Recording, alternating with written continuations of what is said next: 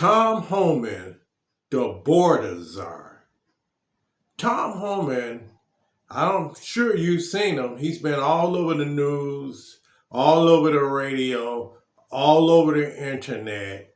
He's the incoming border czar.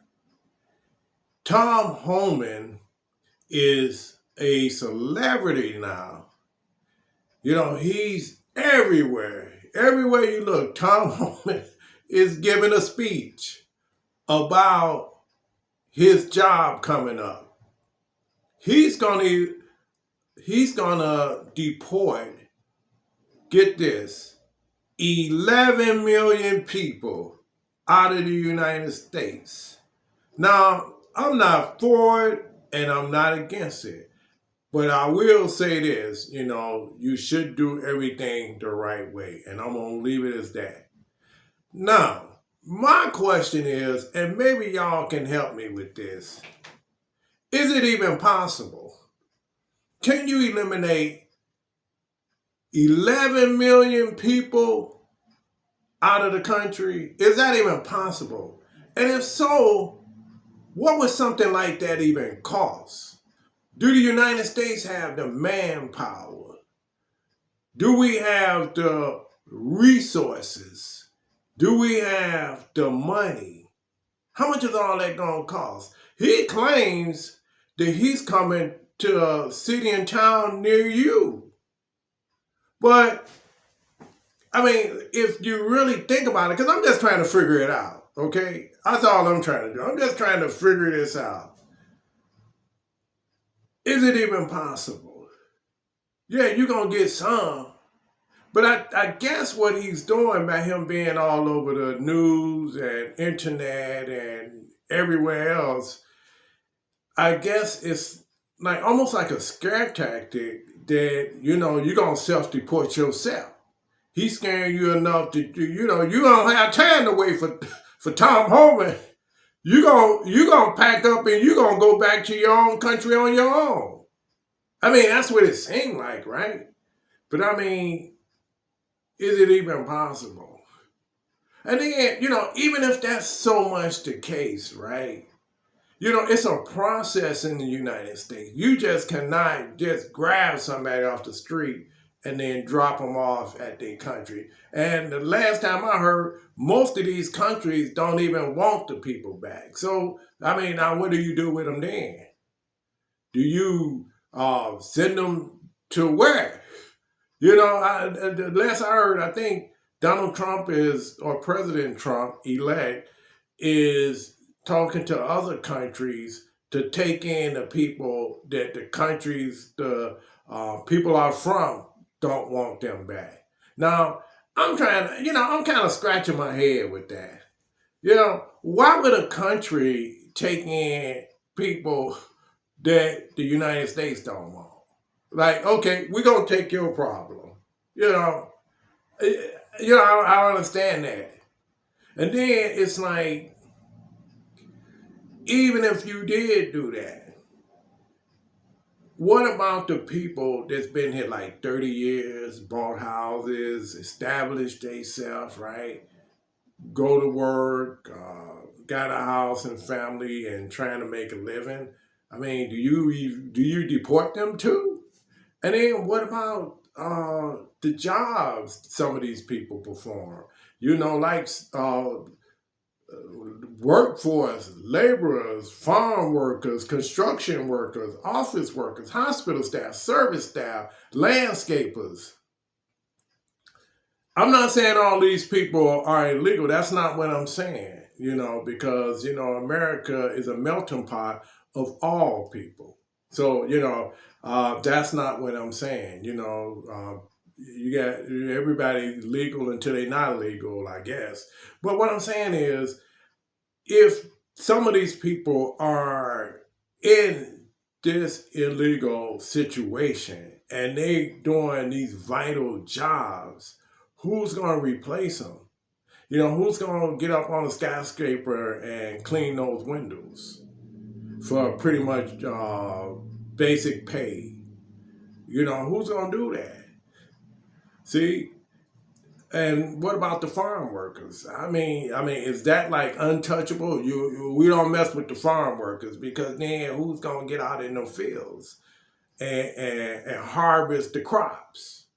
Not too many Americans don't do that job, even if it's paying well. Nobody getting into them crops. Now, yeah, we'll do a little gardening, right? We grow a few vegetables, but ain't nobody getting out there for 8 to 10 hours in that sun, uh, doing some cropping. That's not gonna happen.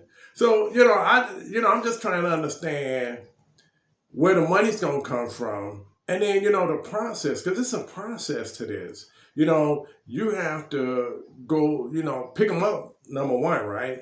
And then you got to go to court, and then that's a process, and then you do it. So it's not like these guys are gonna come in gang busting, just grabbing people off the street and 11 million people out of the country. I don't see it. You know, I just don't see not no 11 million people. And then you say, well, okay, we're going to go after the gangbangers. Okay, I understand that one now. That makes sense, right? Somebody do the wrong thing and, okay, we'll go after them.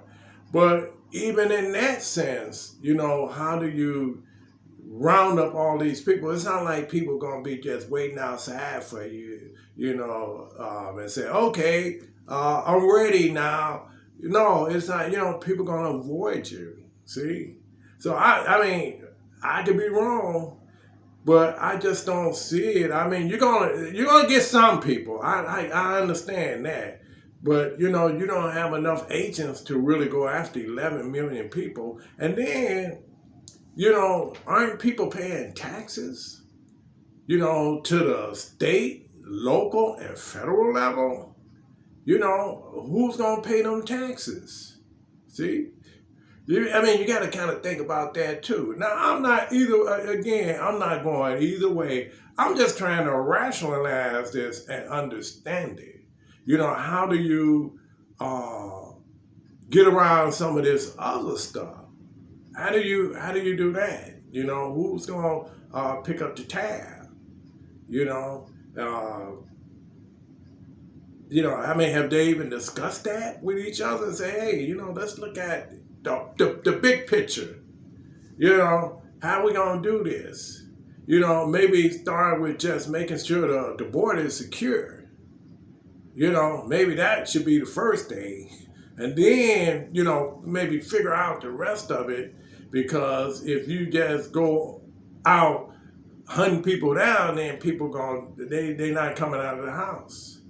And then now what's going to suffer is some of the vital things that these people are doing.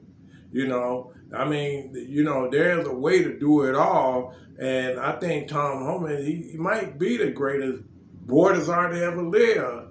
But it seems like he kind of turned celebrity too. Him and Elon Musk. Well, Elon Musk was already entrepreneur turned celebrity.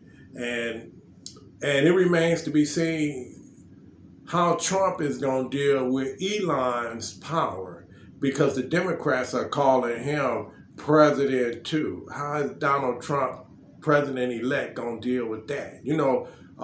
President Trump like all of the spotlight on him. I don't think he really likes sharing it like that.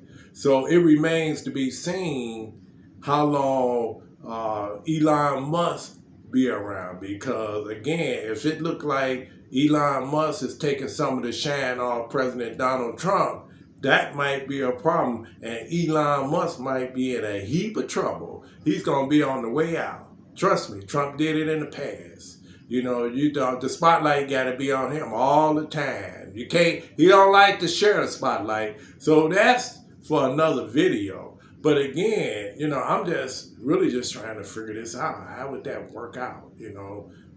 With mass deportation, is it just a scare tactic to get people to self-deport, and then this way, they accomplish what they set out to accomplish, because I just don't see it. The numbers don't add up, and even Stevie Wonder don't see that. So, it remains to be seen. They can't wait to get in office, and I never saw that before, that people can't wait to get in office. They already working, and they ain't even sworn in yet. So we'll see.